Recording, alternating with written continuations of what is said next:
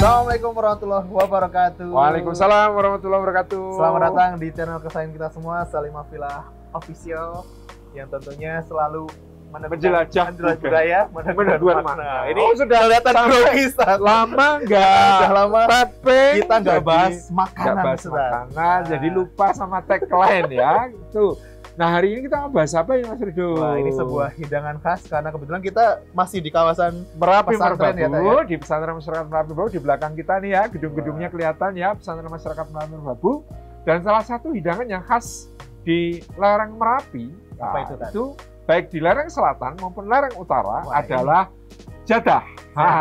Kalau di lereng selatan kita kenal jadah tempe Mbah Carik. Nah, kalau di sini kita kalau kenalnya di sini jadah serundeng Mbah Karto pakai tempe bacem juga. Gitu ya. Berarti di sini lebih banyak variannya ya? Ternyata ada serundengnya. Jadi ini jadah, teman-teman. Ini jadah ini makanan yang sangat tradisional, khas Nusantara kita, terutama di Jawa.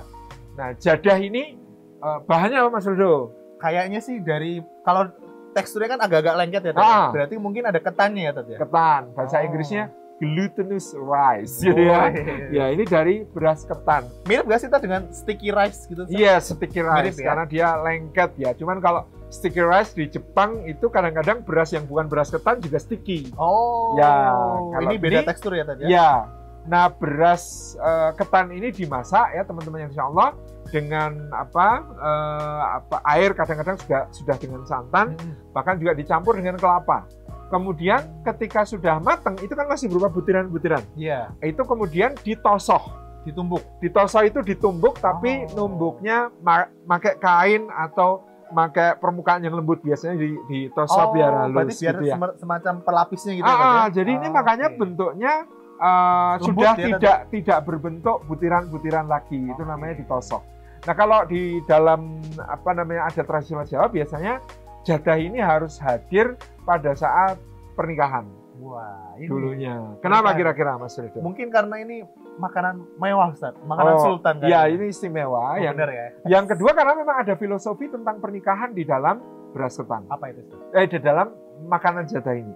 Yang pertama, makanan jadah ini lengket. Seperti hubungan seorang suami istri. Nah, suami istri itu diharapkan bisa lengket satu sama lain. Jadi ini doa ya, doa kepada Allah agar suami istrinya itu lengket. Ini makanya dia makanan itu jadah yang lengket satu sama lain.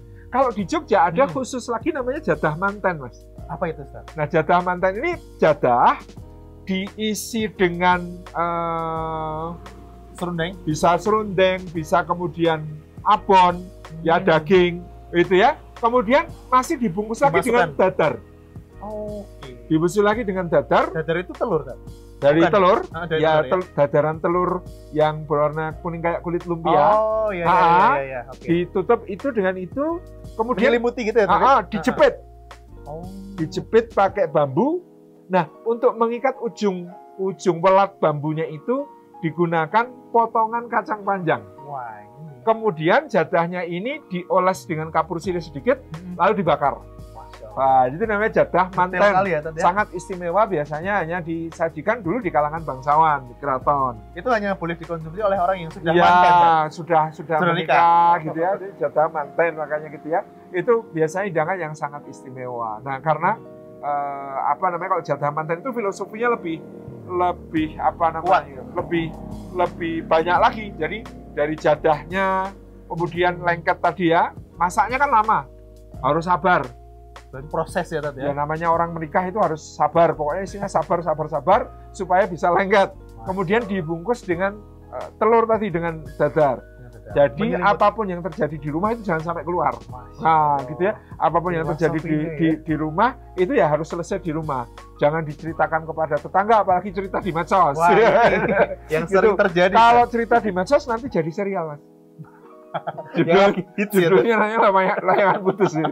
Wah, kayak kenal. Ya, itu misalnya begitu. Itu harus tertutup di rumah. Ya, ditutup dengan telur. Yang keluar harus yang indah. Yang cantik gitu ya. Memang kemasannya selalu bagus ya tadi. Bagus gitu ya. Kemudian bahwa dia dijepit dengan bambu, yang bambunya itu di bagian ujung disematkan dengan potongan kacang panjang. Bahwa ikatan pernikahan itu mitsaqon ghalidha, perjanjian yang berat, ikatan yang harus bertahan sampai akhir. Dan panjang gitu. Ya, panjang. Dan habis itu dibakar. Masih dibakar, Ustaz? Iya, jadi agak permukaannya dibikin agak gosong dikit gitu. Kenapa? Pernikahan pasti ada ujian.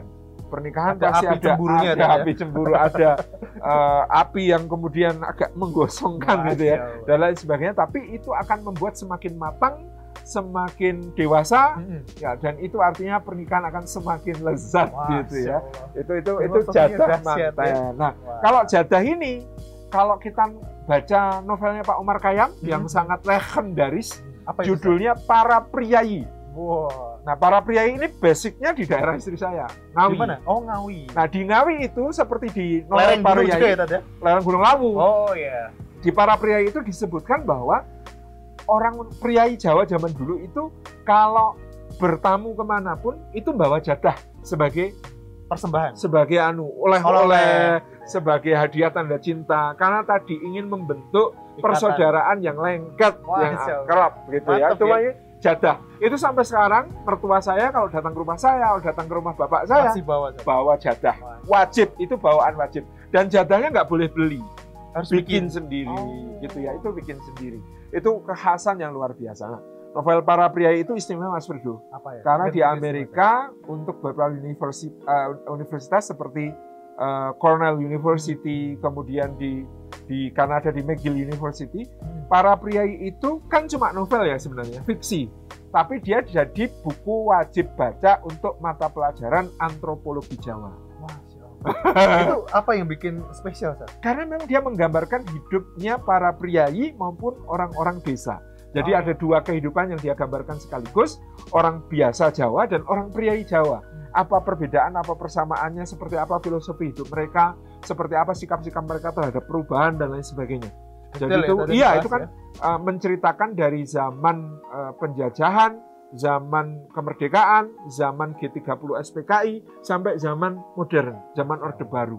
Itu cerita yang sangat luar biasa di novel Para Priyayi. Nah, novel Para Priyayi itu disambung oleh sequelnya judulnya Jalan Menikung.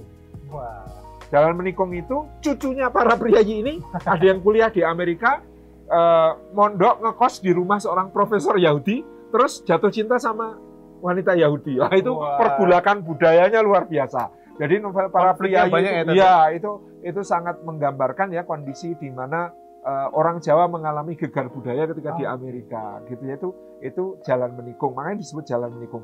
Ini ngomong-ngomong saya benar-benar kena lengketnya ini. Ini jadah ya. Tapi gitu sebenarnya kalau untuk jadah yang di sebelah lereng utara atau lereng selatan Gunung Merapi itu ada bedanya sih, kan? Ya bedanya di serundengnya ya. Serundeng biasanya. Kalau serundeng ini budaya di lereng utara Merapi, kalau tempe bacem di lereng selatan Merapi. Nah di lereng selatan Merapi yang terkenal jadah Mbah Care. Kalau di sini jadah Mbah Karto di Pasar Selo Boyolali ya.